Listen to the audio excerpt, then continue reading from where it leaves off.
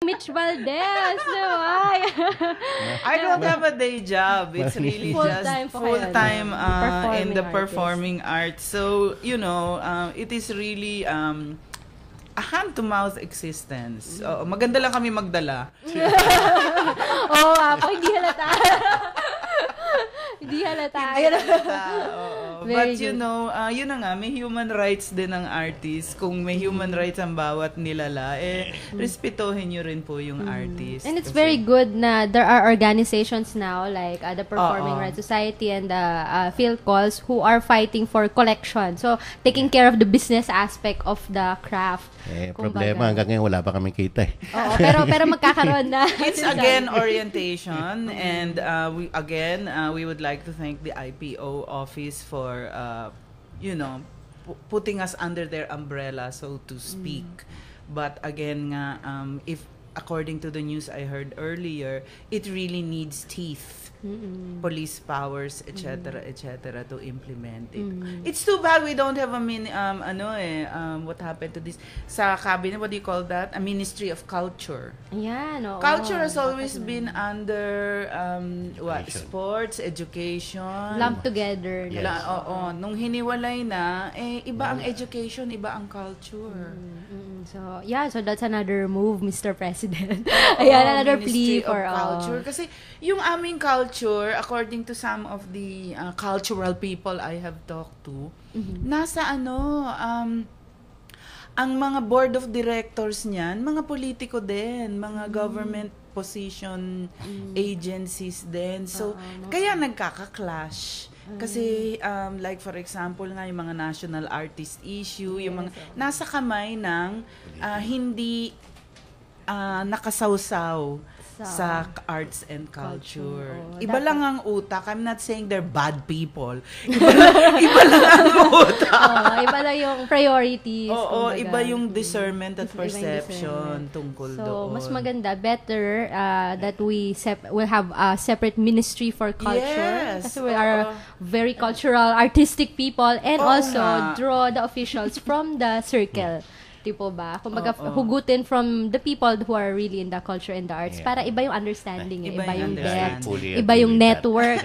Fully agree with that. Naku, napalayo na tayo sa piracy. It's all connected. Yes, it is. The perception of art is connected with piracy kasi baboy ang perception ng art, so binababoy through piracy. Oo nga po. So, we should address that. So, baby steps so far, Baby pero steps. we're hopeful na baka magkaroon ng giant leap of faith na mangyari ang buong sambayanan, biglang mawalan ng pirated copies yun nga po, I was mentioning earlier, the Philippine Ports Authority signed an agreement with IPO and to police the seaports kasi Great. apparently the 7,107 islands Para entry tayong point. di ba? Anong tawag doon? Sieve. Talaga, kung ipupulis mo yung Maynila, papasok doon. Di ba? So, pupulis mo ang Visayas, papasok naman sa something islands. So, kahit kailangan pulis lahat, bantay lahat, para walang makapasok. So, yun po yung, it's a challenge. Yung mahirap maging archipelagic country. Actually, pati yung mga namamatay na dolphins at kung ano-ano dyan. Related din po yan sa biodiversity. Pinapasabog ng mga isda. Oo. Kung mahirap ipulis sa biodiversity, paano Naku, pa ang... para na ako, inako ko na lahat ng problema. Related po kasi lahat. Oo, tama naman. Para ma-relate natin lahat. Ayan, so we only have 5 minutes left. Ayan, late po kasi ako. Sorry. Thank you sa David Salon. Ang nag-iisa ko. Nagpakulot. Diretso na to sa TV show later. Same din ako, guest. doon Yes, pa Miss yan. Mitch Valdez of the Organization ng Pilipino Mga Awit and Mr. Lirio Sandoval of the Book Development Association will join us with Intellectual Property on TV, airing Friday nights on Destiny's Channel 8 and Global News Network. Also, Intellectual Property. Kaming tatlo po, we're doing this for advocacy, not for profit. Ayan, kaya po sariling Buti pa sikap siya may kami libreng hairstyle. Yung po, sariling hair and makeup, trans po, iba pa, ayan, KKB. Yan, so any messages po to our televiewers, any activities you'd like to promote, Mr.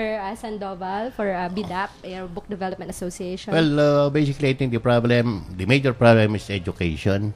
And I think everybody of us who are in this industry, should be able to promote, sabi nga, yung human rights of our authors, of our copyright owners, so that in the end, we'll all benefit. Okay. If we respect the copyrights. So, simulan natin sa bahay. If as much as possible, buy original. If you can't, don't. I mean, at least lalabas try. din naman sikapin. yan libre. Oo, lalabas din yan libre. If they're just wait, di ba, minsan, o may mga sale, may mga triple, yung So, ganun talaga. magiging din affordable din siya eventually. So, Magiging affordable. yeah, Miss Mitch Valdez, any invitation? Yun na, I think, part of the situation is that the Filipino has lost the ability to respect himself. And every time a Filipino gets acclaim worldwide, we are so happy. 'Di ba? Like pag sumikat, yun na nga yung term that medyo allergic na ako talaga is world class. Kasi para Allergic na tayong po kayo. napaka-pathetic na every time may lumitaw na isa, world class ito, world class yun. Parang, kailan pa naging specialization ang world class? Parang we need a stamp of approval na porket itong artist na to sinabi ni Oprah na okay, dito hindi siya pinansin nun. Pero nung sinabi lang ni Oprah na okay siya, naku, biglang wow, world class, no? Pareho lang naman yung boses niya mula nung nandito at nung narinig ni Oprah Winfrey.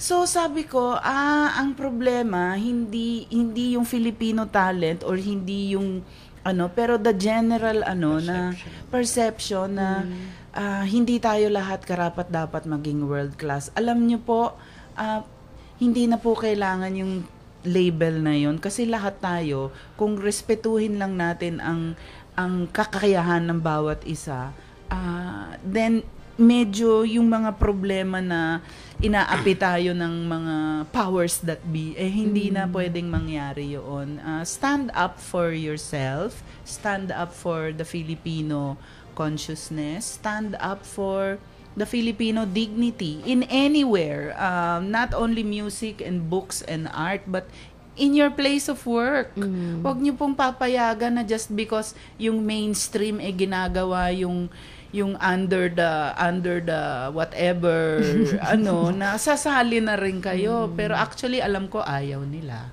pero hindi lang nila alam kung paano to go against the flow, diba? So respetuhin na lang po natin yung sarili natin para hindi na tayo maging biktima ng mga pirates. Yan, Kasi opo. tayo yung biktima, yung bumibili.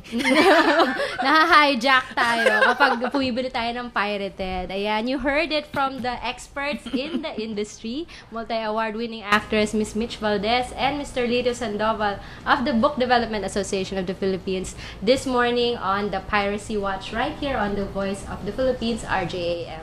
Join us again next Tuesday for another edition of Piracy Watch. Thank you for joining, everyone. God Thank bless. you. Thank you.